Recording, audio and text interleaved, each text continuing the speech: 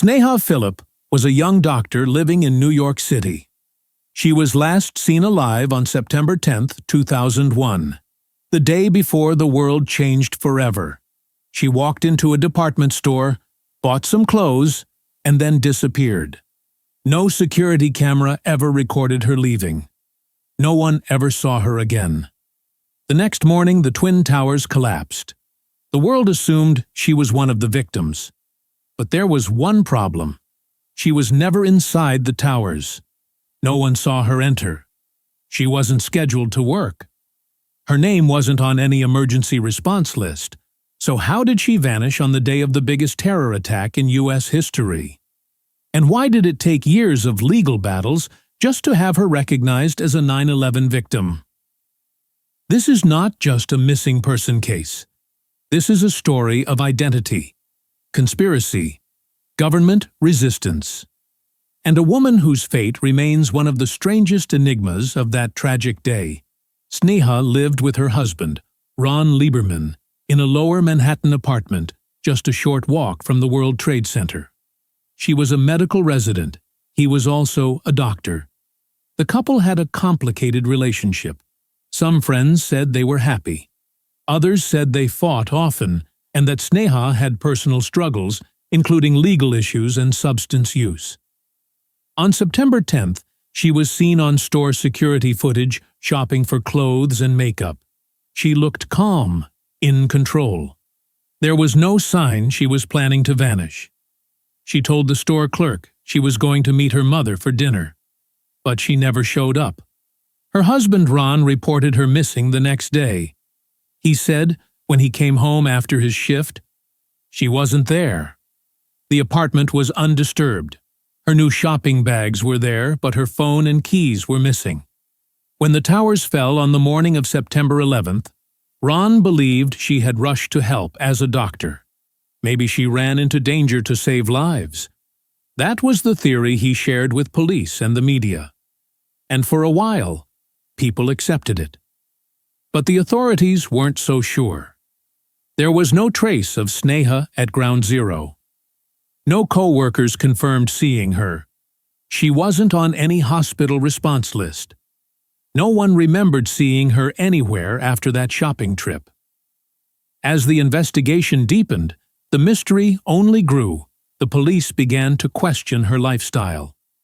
They found out Sneha had recently lost a hospital job due to allegations of unprofessional conduct. She was said to be staying out late, drinking heavily, sometimes spending nights away from home. Police floated a theory. What if she didn't die on 9/11? What if she disappeared voluntarily? Or what if something unrelated happened to her? Did she meet with foul play? Was she hiding something? Was someone hiding her? Her family fought back. They said Sneha was misunderstood, that she was a loving sister and daughter, that she was unfairly judged by investigators who didn't want to admit she died in the attacks. The case became a painful tug-of-war. On one side, a family demanding recognition. On the other, a city overwhelmed by tragedy, trying to make sense of chaos. For years, her name was not listed as a victim of 9/11. Without clear proof, she was near the towers. Officials refused to include her.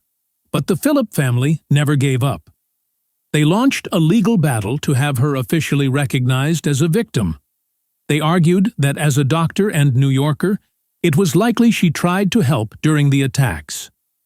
In 2008, 7 years after she vanished, New York's highest court ruled that Sneha Philip had likely died in the World Trade Center collapse. Her name was finally added to the list of victims, but the ruling didn't end the questions. To this day, no one knows exactly where she was that morning. There's no physical evidence linking her to the site. No witness reports. No phone calls. Nothing. So we are left with a haunting possibility. Did Sneha Philip really die in the towers? Or did something else happen to her? Something unrelated. And did the tragedy of 9/11 accidentally hide the truth of her fate? Some believe she used the chaos as a way to disappear, that maybe she left to start over. Others believe she was murdered on the night of September 10th, and the collapse of the towers buried the evidence. But one thing is certain, Sneha Philip's case reminds us that even in the most documented tragedy of modern history, some stories remain unsolved, some names remain whispers, and some disappearances raise more questions than answers. Her name is on the memorial, but her story remains in the shadows, waiting for truth, waiting for closure, and maybe waiting to be truly understood. If this mystery moved you, subscribe to Mystery Unveiled, where we bring light to the hidden and voice to the forgotten.